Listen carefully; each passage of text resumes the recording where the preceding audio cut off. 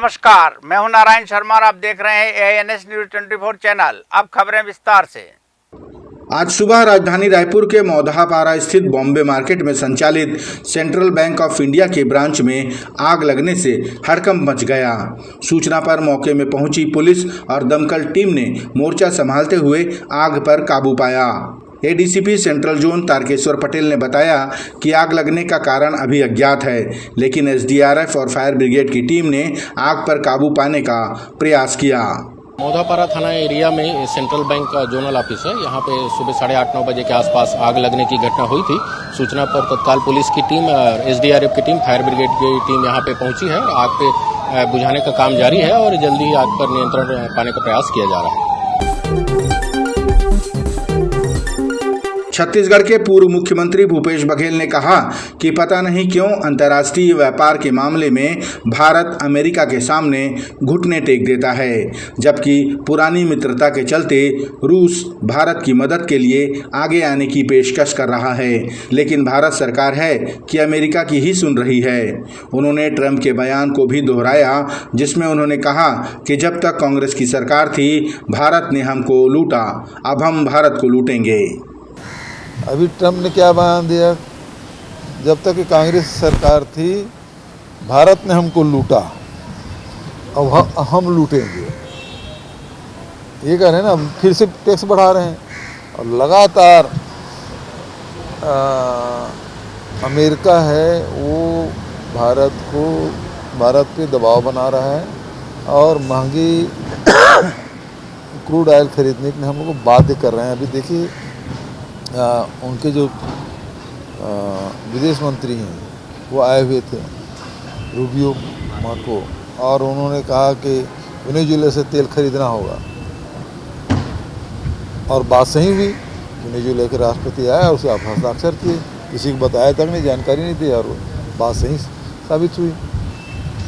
लेकिन रूस अभी भी हमारे जो पुराने जो मित्र के हैं और वो भारत को मदद करना चाहते हैं, तो उनकी सदासहता है कि वो लगातार कह रहे हैं कि भारत के साथ हैं, लेकिन भारत के जो प्रधानमंत्री हैं वो रूस के साथ नहीं है, वो अमेरिका पिट्ठू है।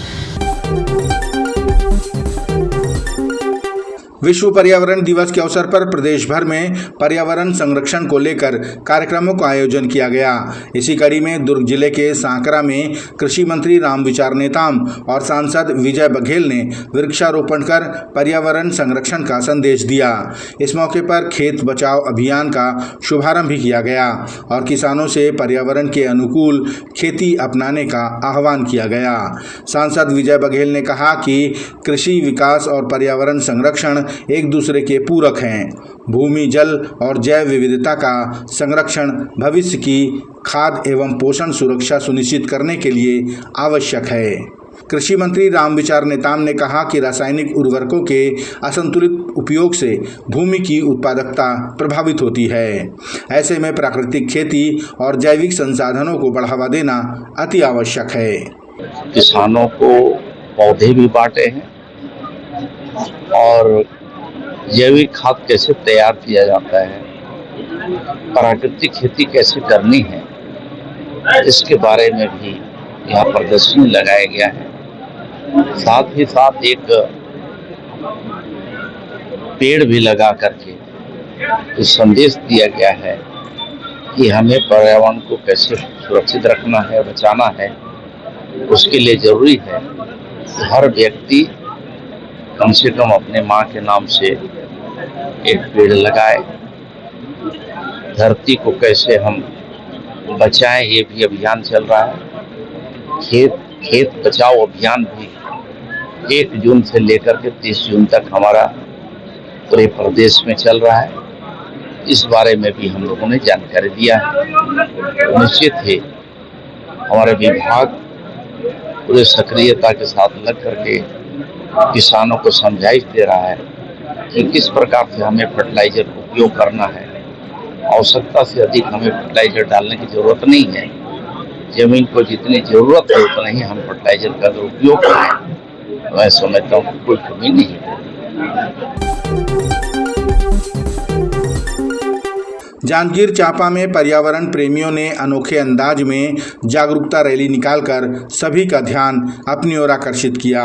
रैली के दौरान इन पर्यावरण प्रेमियों ने पर्यावरण की शवशैया का प्रतीकात्मक प्रदर्शन कर पेड़ों की कटाई के खिलाफ लोगों को जागरूक किया।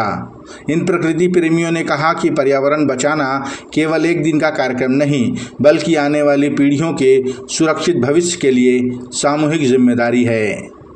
हम देखते हैं कि कहीं पर भी आप चले जाइए, विश्व से अगर आप तुलना करते हैं तो भारत का तापमान सबसे अधिक है और यहाँ पर जलवायु परिवर्तन की समस्या में हम टॉप हैं। लेकिन उसके बावजूद हम बिल्कुल भी इस बारे में बिल्कुल हमारा ख्याल नहीं है, हमको होश नहीं है कि हमने क्या कर दिया। तो पर्यावरण दिवस का असली अर्थ तभी आएगा, सिर्फ केवल पेड़ लगाएंगे तब बस नहीं, बल्कि उसको हम सही मायने में पुनर्जीवित कर सकें। हमको ज़्यादा से ज़्यादा वृक्षारोपण करने की ज़रूरत है, जल को बचाने की ज़रूरत है, हवा को अगर शुद्ध रखना है तो किसी मायने में हमको एयर क्वालिटी इंडेक्स सुधारने के लिए वाहनों की कमी करनी होगी। हमको कोशिश करनी होगी कि हम सतत विकास को बढ़ावा दे सकें, ना कि केवल विकास। क्या आप यकीन करेंगे, राजधानी रायपुर में खुल गया है शुद्धता से परिपूर्ण, कम कीमत में अनलिमिटेड भोजन के साथ शुद्ध शाकाहारी श्री नारायण थाली। जी हाँ, यहाँ आपको मिलता है मात्र 170 रुपए में ऐसा स्वादिष्ट भोजन जिसका स्वाद आप कभी नहीं भूल पाएंगे। श्री नारायण थाली में आपको मिलती है 3 सब्जियाँ, दाल, कढ़ी, रायता, सलाद, पापड़, चावल, ढोकला, 2 प्रकार की चटनी, मीसी रोटी और गर्मा गर्म तावा रोटी, जितनी आप खा सकें। साथ में गुलाब जामुन भी।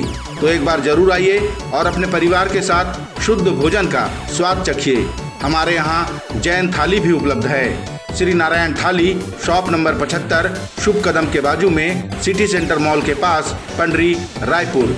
Phone number 90094 74545। Chhattisgarh Bharatiya Janata party के वरिष्ठ नेता व वन मंत्री केदार कश्यप ने कहा कि कांग्रेस पार्टी कभी भी आदिवासियों को बढ़ने नहीं देना चाहती। यहां तक कि उनके अपने संगठन में भी आदिवासी नेताओं का कद बढ़ता देख उन्हें लूप लाइन में डाल दिया जाता है। केदार कश्यप ने मध्य प्रदेश के समय आदिवासी नेता अरविंद नेताम का उदाहरण देते हुए वर्तमान समय में मोहन मरकाम का उदाहरण दिया। उन्होंने कहा कि कांग्रेस में जब जब कोई भी आदिवासी नेता लोकप्रिय हुआ, तब तब कांग्रेस ने उन्हें हाशिए में डालने का काम किया। जब जब उनके पार्टी में आदिवासी समाज के प्रदेश के अध्यक्ष होते हैं, तब तब उनके साथ में यही व्यवहार किया जाता है। वो तो ये बताना चाहते हैं कि उनके जो प्रदेश के अध्यक्ष हैं वो इस योग्य नहीं है, काबिल नहीं है, मुखर नहीं है, या फिर वो अपनी बात नहीं रख पाते, और इस तरीके से उसको नकारा साबित करने की कोशिश करते हैं। आदिवासी को नकारा साबित करने का काम कांग्रेस पार्टी ने हमेशा किया है, वो चाहे मंत्रिमंडल के सहयोगी के रूप में हो, चाहे प्रदेश अध्यक्ष के रूप में हो। किस तरीके से उनको दुत्कारने का काम, किस तरीके से लताड़ने का काम, ये मैं पहले भी जब मैं विपक्ष में था तब भी इस बात को कहता था। मोहन मरकाम के साथ में जिस तरीके से घटना होती थी, वो हमारे नेता रहे, लेकिन उनको किस तरीके से दरकिनार किया गया। ये कांग्रेस की सोची समझी साजिश है कि वो आदिवासियों को किस तरीके से दुत्कारने का काम, और उसका मध्य प्रदेश से यदि हम उदाहरण देखें तो उस समय तो ये हुआ करते थे अपने हमारे कांकेर के हमारे वरिष्ठ नेता और नेताम जी, तो उनके साथ में किस तरीके से दिग्विजय सिंह ने छल किया, वही छल कांग्रेस पार्टी अभी भी वर्तमान जो नेता है उनके साथ में कर रही है। जो छल कहते हैं अरविंद नेताम जी के साथ में हुआ था, जो कपट उनके साथ हुआ था, वही कपट आज हमारे कांग्रेस पार्टी में जो कहते हैं नेता है उनके साथ में भी इस तरीके से छल कपट किया जा रहा है। छत्तीसगढ़ में अडानी ग्रुप को 7 लाख पेड़ काटने की अनुमति देने का मुद्दा अब सियासी रंग लेने लगा है। पेड़ काटने के विरोध में कांग्रेस पार्टी ने आंदोलन का ऐलान किया है। छत्तीसगढ़ प्रदेश कांग्रेस के अध्यक्ष दीपक बैज ने कहा कि प्रदेश में आदिवासी मुख्यमंत्री और आदिवासी वन मंत्री होने के बावजूद आदिवासियों की जल जंगल जमीन को लूटा जा रहा है। दीपक बैज ने कहा कि एक तरफ सरकार एक पेड़ मां के नाम अभियान का ढोल पीट रही है, वहीं दूसरी ओर 7 लाख पेड़ काटने की अनुमति दे रही है। ये कैसा सुशासन है?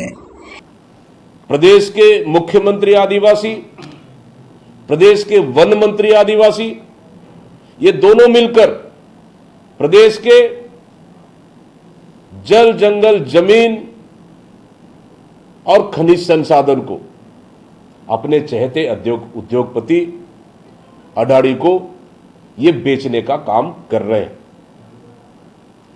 पूरे आदिवासियों के हितों को दरकिनार करते हुए लगभग 1742 हेक्टेयर वन भूमि को इन्होंने